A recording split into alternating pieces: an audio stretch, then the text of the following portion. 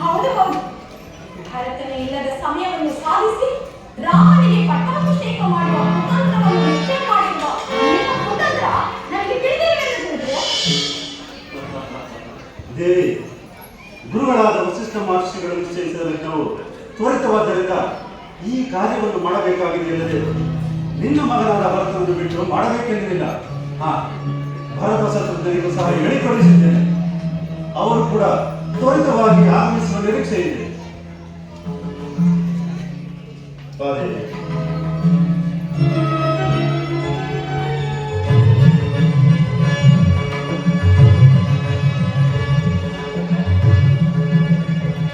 ದೇವಿ, ಇಂದು ನನ್ನ ಜ್ಯೇಷ್ಠ ಪುತ್ರ ಶ್ರೀರಾಮಚಂದ್ರನ ಪಟ್ಟಾಭಿಷೇಕ. ನಾಡಿನೆಲ್ಲೆಡೆ ಸಂತೋಷ, ಸಂಭ್ರಮ, ಸಡಗರ. ಇಂತಹ ಸಂತೋಷದ ಸಮಯದಲ್ಲಿ ನಿನಗೇನು ಬೇಕು ಕೇಳಿಕೊ, ನಾನು ನಡೆಸಿಕೊಡುತ್ತೇನೆ. ದೇವಿ, ಇಂದು ನನ್ನ ಪುತ್ರ ರಾಮಚಂದ್ರನ ಪಟ್ಟಾಭಿಷೇಕ. ನಾಡಿನೆಲ್ಲೆಡೆ ಸಂತೋಷ, ಸಂಭ್ರಮ, ಸಡಗರ. ನನ್ನ ಸಂತೋಷಕ್ಕೆ ಭಾರವೇ ಇಲ್ಲ. ಇಂತಹ ಸಂತೋಷದ ಸಮಯದಲ್ಲಿ ನಿನಗೆ ಏನು ಬೇಕೋ ಕೇಳಿಕೊ, ನಾನು ನಡೆಸಿಕೊಡುತ್ತೇನೆ. ಹಾಗಾದರೆ ನಾನು ಏನು ಕೇಳಿದರೂ ನಡೆಸಿಕೊಡ್ತೀರಾ? ಸಂತೋಷವಾಗಿ ನಡೆಸಿಕೊಡುತ್ತೇನೆ. ಹಾಗಾದರೆ ಕೇಳಿ. ಹಿಂದೆ ದೇವಾಸುರರ ಯುದ್ಧದಲ್ಲಿ ನಾನು ಮಾಡಿದ ಸಾಹಸಕ್ಕೆ ಮೆಚ್ಚಿ ನೀವು ನನಗೆ 2 ವರಗಳನ್ನು ಕೊಟ್ಟಿದ್ದೀರಿ, ನೆನಪಿದೆ? ಚೆನ್ನಾಗಿ ನೆನಪಿದೆ. ಅವುಗಳನ್ನು ನೀವು ನಡೆಸಿಕೊಳ್ಳಲಿಲ್ಲ ಅಲ್ಲವೇ? ಹೀಗೆ ಸಮಯ ಬಂದಾಗ ಕೇಳಿಕೊಳ್ಳುತ್ತೇನೆ ಎಂದು ಹೇಳಿದ್ದು. ಹಾಗಾದರೆ ಈಗ ಸಮಯ ಬಂದಿದೆ, ನಡೆಸಿಕೊಡ್ತೀರಾ? ಸಂತೋಷವಾಗಿ ಕೇಳುತ್ತೇನೆ, ನಡೆಸಿಕೊಡುತ್ತೇನೆ. ಸುಮ್ಮನೆ ಕೇಳೆಂದರೆ ಹೇಗೆ ಕೇಳಲಿ ನಾನು? ಮತ್ತಿನ್ನೇನು ಮಾಡಬೇಕು? ಸ್ವಾಮಿ, ನಿಮಗೆ ಅಧಿಕವಾದ ಪ್ರೀತಿ ಯಾರ ಮೇಲೆ ಇರುವುದು? ನಿನ್ನ ಮೇಲೆ. ನನ್ನ ಪುಣ್ಯವೇ ಸರಿ. ನನ್ನನ್ನು ಬಿಟ್ಟರೆ ಯಾರು? ಸಂದೇಹ ಬೇಡದಲ್ಲಿ ನನಗೆ ಅಧಿಕವಾದ ಪ್ರೀತಿ ಇರುವುದು ನಿನ್ನ ಮೇಲೆ. ಸ್ವಾಮಿ, ಚೆನ್ನಾಗಿ ಯೋಚನೆ ಮಾಡಿ ಹೇಳಿ. ನನ್ನನ್ನು ಬಿಟ್ಟರೆ ನಿಮಗೆ ಅಧಿಕವಾದ ಪ್ರೀತಿ ಯಾರ ಮೇಲೆ ಇರುವುದು? ನಿನ್ನನ್ನು ಬಿಟ್ಟರೆ ನನಗೆ ಅಧಿಕವಾದ ಪ್ರೀತಿ ಇರುವುದು ನನ್ನ ಜ್ಯೇಷ್ಠ ಪುತ್ರನಾದ ರಾಮಚಂದ್ರನ ಮೇಲೆ. ನೋಡೋಣ, ಈಗಲೇ 2 ಮಾತುಗಳು. ಇನ್ನು ನನ್ನ ವರಗಳನ್ನು ನಡೆಸಿಕೊಡುತ್ತೀರಾ ಎಂದು ನಾನು ಹೇಗೆ ನಂಬುವುದು?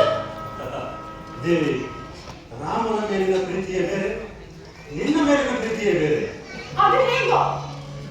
ಕೈಕ, ರಾಮನ ಮೇಲಿರುವುದು ಪುತ್ರ ಪ್ರೇಮ, ನಿನ್ನ ಮೇಲಿರುವುದು ನನಗೆ ಅರ್ಥವಾಯಿತು. ಹಾಗಾದರೆ ನಿಮ್ಮ ಪ್ರೀತಿಯ ಪುತ್ರನಾದ ರಾಮನ ಮೇಲೆ ಆಣೆ ಇಟ್ಟರೆ ನಾನು ವರಗಳನ್ನು ಕೇಳುತ್ತೇನೆ. ರಾಮನ ಮೇಲೆ ಆಣೆ? ಬೇಡ ದೇವಿ, ಬೇಡ. ದೀಕ್ಷಾಬದ್ಧನಾಗಿ ಕಂಕಣ ಕಟ್ಟಿಕೊಂಡು ಪಟ್ಟಾಭಿಷೇಕಕ್ಕೆ ನಿರತನಾಗಿರುವ ರಾಮನ ಮೇಲೆ ಆಣೆ ಬೇಡ. ನಿನಗೇನು ಬೇಕು ಕೇಳು, ಸತ್ಯವಾಗಿ ನಾನು ನಡೆಸಿಕೊಡುತ್ತೇನೆ. ರಾಮನ ಮೇಲೆ ಆಣೆ ಇಡದ ಹೊರತು ನಾನು ವರಗಳನ್ನು ಕೇಳುವುದಿಲ್ಲ. ಎಂದಿಗೂ ನನ್ನ ಮಾತಿಗೆ ವಿರೋಧವನ್ನು ಆಚರಿಸಿದ ನನ್ನ ಕೈಕ ಇಂದು ಈ ರೀತಿ ಮಾತನಾಡುತ್ತಿರಲ್ಲ. ನೋಡಿದಂತೆ ನಡೆಯುವ ಸತ್ಯಶೀಲರು ಯಾವ ಆಣೆ ಪ್ರಮಾಣಗಳನ್ನು ಮಾಡಿದರೆ ದೇವಿ, ಕೈಕ, ನಿನ್ನಿಷ್ಟದಂತೆಯೇ ರಾಮನ ಮೇಲೆ ಆಣೆಯಾಗಿ ನಡೆಸಿಕೊಡುತ್ತೇನೆ. ನಿನಗೇನು ಬೇಕು ಕೇಳಿತು, ಸಂತೋಷವಾಗಿ ಕಲಿಮಲೆ. ಈಗ ನನಗೆ ಸಂತೋಷವಾಯಿತು. ಹಾಗಾದ್ರೆ ಕೇಳುತ್ತೇನೆ.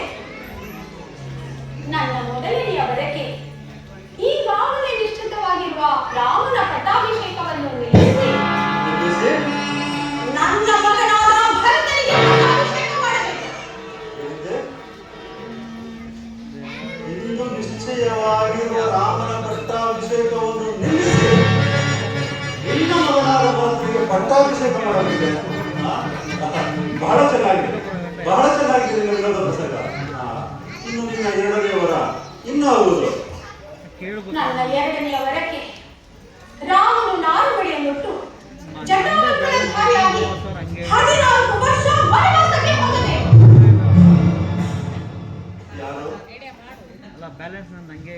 ಯಾರು ಮಾತನಾಡುತ್ತಿರುವುದು?